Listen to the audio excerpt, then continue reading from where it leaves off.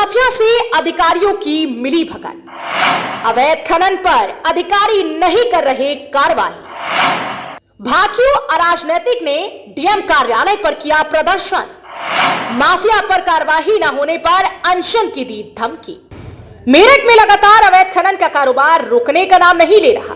खनन माफिया प्रमोद यादव लगातार खनन करता दिखाई दे रहा है, लेकिन मेरठ के खनन अधिकारी की मिलीभगत के चलते अभी तक भी प्रमोद यादव पर शिकंजा नहीं कसा गया। प्रमोद यादव के खनन करने से ग्रामीण भी परेशान हो चुके हैं। भारतीय किसान यूनियन और राजनीतिक के ग्रामीणों ने आज जिलाधिकारी कार्यालय पर अवैध खनन के खिलाफ प्रदर्शन भी किया और उन्होंने खनन नहीं रोकने पर अनिश्चितकालीन आंदोलन की चेतावनी भी दी।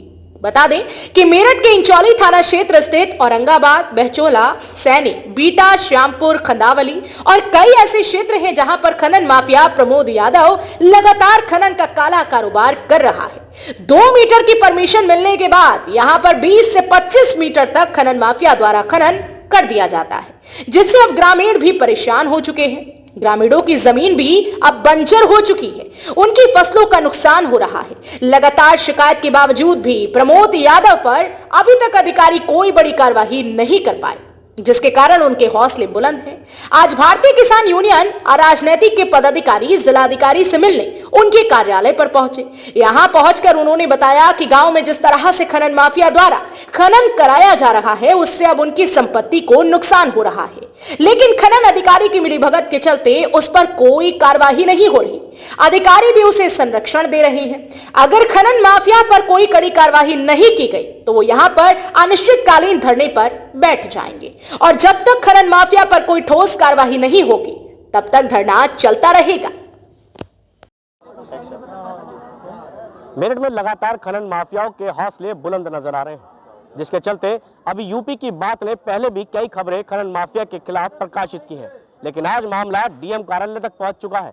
डीएम कार्यालय पर पहुंचने के बावजूद भी अधिकारी इसका संज्ञान नहीं ले रहे। कुछ ग्रामीण डीएम कार्यालय पर यहाँ पहुंचे हैं ज्ञापन देने के लिए। उन्हीं से जानेंगे कि आखिर किस तरह से गांव में यहाँ पर खनन हो रहा है और कितनी मुसीबतों का सामना ग्रामीणों को यहाँ करना पड़ रहा है। क्या नाम है आपका? नवाब सिंह अलावत, जिला अध्यक्ष भारतीय किसान यूनियन मेरठ। नवाब, अगर मैं आपसे जानना चाहूँगा, जिस तरह से गांव में आप बता रहे हैं अवैध खनन वहाँ पे किया जा रहा है, कितनी परमिशन है और कौन माफिया है जो इतना खनन वहाँ पे कर रहा है और अधिकारी कार्रवाई नहीं कर रहे? परमिशन उन पर 500 मिलीमीटर तक है और प्रमोद यादव उसका नाम है जो वहाँ कर रहा है। वो आज से नहीं, काफ़ी दिनों से काम कर रहा है और मेरे संज्ञान में पहले कई बार आ चुका। और वहाँ के जो कुछ संगठन है और किसान लोग हैं उन्होंने शिकायत करी, लेकिन आज तक उस पर कोई कार्रवाई नहीं हुई है।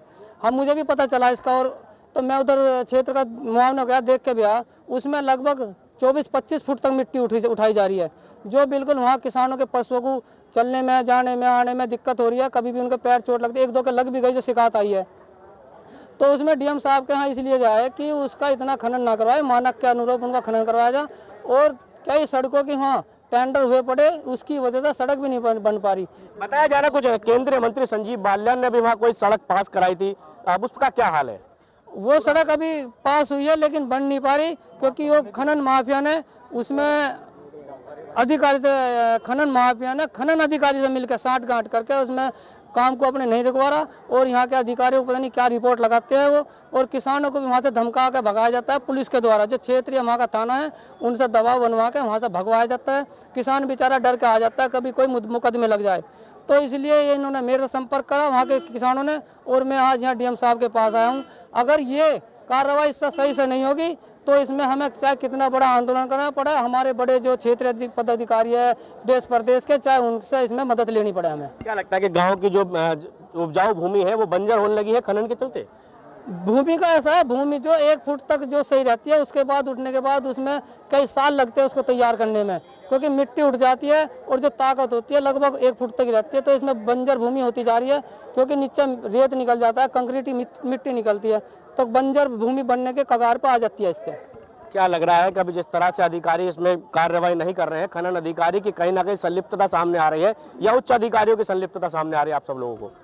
इसमें खनन अधिकारी की तो बिल्कुल ही है, और सुनने में जो आया है एसडीएम भी इनमें परमिशन देते हैं। एसडीएम भी जो उसको सही तरीके से परमिशन नहीं दे रहे हैं, जो वहाँ के क्षेत्रीय लोगों ने बताया, वो उनको परमिशन उनके नाम पर डरा लेता है कि मेरे पे तो ये परमिशन है। पता चलता है कि वो तो परमिशन ही मात्र जो नियम के हिसाब से 3 फुट की होनी चाहिए, उससे ज्यादा खनन होगा तो वो अवैध माना जाता है। ग्रामीण अगर इसकी शिकायत कर रहे हैं तो थाना पुलिस का झूठा मुकदमा भी दर्ज करने कुछ ऐसा सुनने में भी आया है।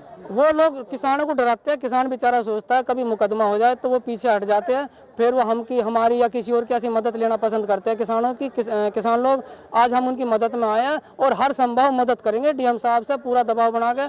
अगर ये नहीं डीएम साहब भी करेंगे तो हम यहाँ धरने में बैठेंगे या कुछ और इलाज सोचेंगे या, लेकिन किसानों के वहाँ का खनन अवैध खनन नहीं होने देंगे। कहीं ना कहीं जिस तरह से बताया जा रहा है खनन माफिया के हौसले बुलंद है खनन अधिकारी के चलते और तमाम अधिकारियों के चलते, क्योंकि उस पर ना तो कार्रवाई हो रही है, परमिशन से ज्यादा वहां पर मिट्टी उठाई जा रही है, जिस कारण अब ग्रामीणों की उपजाऊ भूमि भी बंजर हो चुकी है। लोग अपनी फसल वहां नहीं बो पा रहे हैं, जिस कारण उन्हें काफी परेशानियों का सामना भी करना पड़ा। इससे पहले भी कई खबरें प्रकाशित हो चुकी हैं, लेकिन तमाम जिले के अधिकारी और खनन अधिकारी इस ओर बिल्कुल भी ध्यान नहीं दे रहे। आखिर क्या वजह है जो भू माफिया प्रमोद यादव और खनन माफिया प्रमोद यादव पर कड़ी कार्रवाई नहीं की जा रही? कहीं ना कहीं ये साफ तौर पर दर्शाता है कि इसमें खनन अधिकारी की पूर्ण रूप से संलिप्तता है। अब देखना होगा कि खनन माफिया प्रमोद यादव पर ये अधिकारी कार्रवाई करेंगे या नहीं, या फिर इसी तरह से भारतीय किसान यूनियन के जो ग्रामीण यहाँ पर आज पहुंचे हैं, यहाँ पर आंदोलन करने को तैयार रहेंगे।